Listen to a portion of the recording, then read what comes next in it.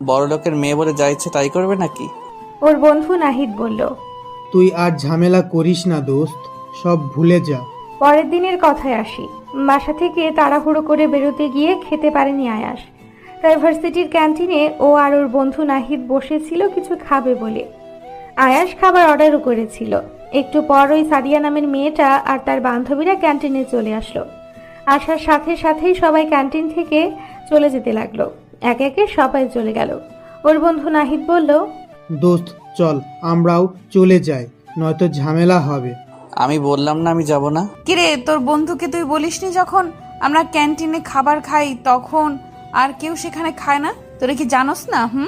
আমি মেয়েটাকে বললাম কেন, আমরা তো আপনাদের আগে এসেছি। মেয়েটা একটু হাসলো আর পানির বোতলটা হাতে নিল। তারপর আয়াসের খাবারের ওপর পানি ঢেলে দিল। ওর তো খুব রাগ হচ্ছিল। রাগে আয়াসের চোখ লাল হয়ে গেল। ওর বন্ধু নাহিদ ওকে টেনে ওখান থেকে নিয়ে এলো। আসলে ওর মাকে ও কথা দিয়েছে কোনো ঝামেলা করবে না, তাই মেয়েটাকে কিছুই বলল না। কয়েকদিন পরের কথা, ওদের পরীক্ষা নিয়ে কি যে একটা ঝামেলা হচ্ছিল। আসলে একদল চাচ্ছিল পরীক্ষাটা হোক আর অন্য দল চাচ্ছিল পরীক্ষাটা না হোক। সাদিয়া প্রিন্সিপালকে বলল। স্যার, আমরা পরীক্ষা দেব না মানে দেব না। প্রিন্সিপাল বলল, ভার্সিটি তো তোমাদের কথাই চলবে না। এবার সাদিয়া নামের ওই মেয়েটা রেগে গেল আর প্রিন্সিপালকে যা তা বলে অপমান করছিল।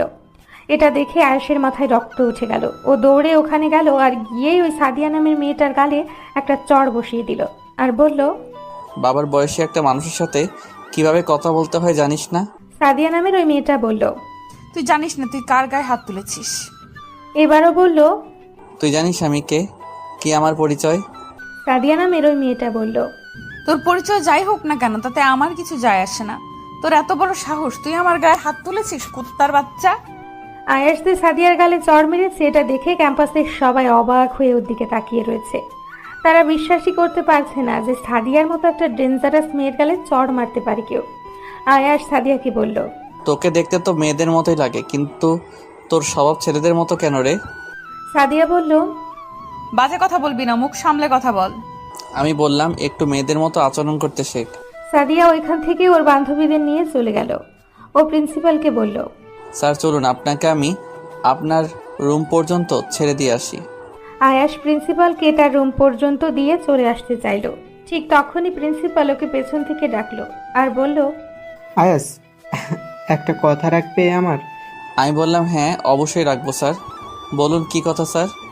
প্রিন্সিপাল বলল, কলেজে তোমার সাথে যা হয়েছে, মানে সাদিয়া তোমার সাথে যা যা করেছে তার কিছুই তোমার বাবাকে জানিও না প্লিজ বাবা। যদি তোমার বাবা জানতে পারে তাহলে আমার চাকরিটা আর থাকবে না। ও প্রিন্সিপাল স্যারকে বলল, স্যার আপনি নিশ্চিন্তে থাকুন, আমি আব্বুকে এসবের কিছুই জানাবো না। আমি চাই না এসব কিছু নিয়ে বড় কোনো ঝামেলা হোক। প্রিন্সিপাল স্যার বলল, তোমার মা বাবা খুব ভাগ্যবান যে তোমার মতো একটা ছেলে পেয়েছে।